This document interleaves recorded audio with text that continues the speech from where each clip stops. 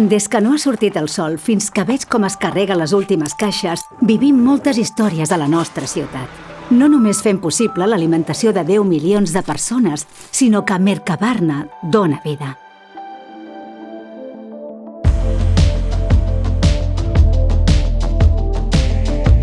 Aquest 2023 hem continuat donant vida a tot el que fem, amb el propòsit de, per una banda, contribuir al benestar de les persones, les que treballem a Mercabarna, els nostres clients, els consumidors, el públic en general, i per l'altra banda, contribuint al benestar del planeta, reduint l'impacte ambiental de totes les nostres accions.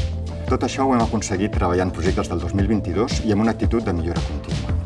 Els 4 grans eixos treballats aquest any han estat l'aprofitament alimentari, la innovació i la sostenibilitat, les connexions facilitades dins i fora de la unitat alimentària i l'impuls a la comercialització dels productes de tots els nostres clients. Donar una segona vida als aliments és un projecte en el qual fa temps que treballem.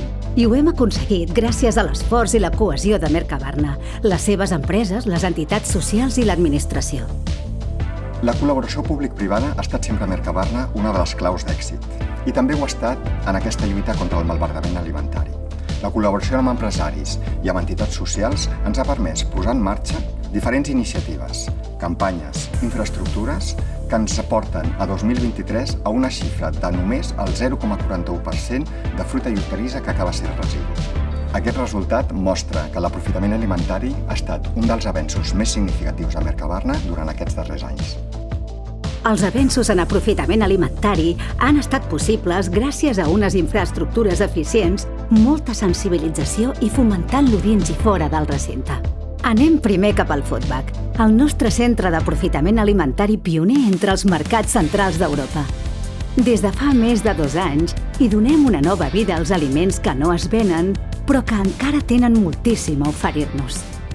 Hermanoz Fernández es va adherir de seguida a la iniciativa del Foodback, ens vam engrescar perquè consideraven que era una molt bona iniciativa per evitar el malbaratament alimentari i nosaltres, com a responsable de la fruita fresca, creiem que tenim una responsabilitat més gran a nivell social, amb la qual cosa confiem que aquest projecte duri molt de temps i que nosaltres puguem ser-hi. Aquest 2023 són 86 empreses les que han contribuït al Foodback, aportant més de 700 tones de fruites i hortalisses que han estalviat una gran quantitat d'emissions de CO2 i d'aigua i han beneficiat moltes persones en situació de vulnerabilitat.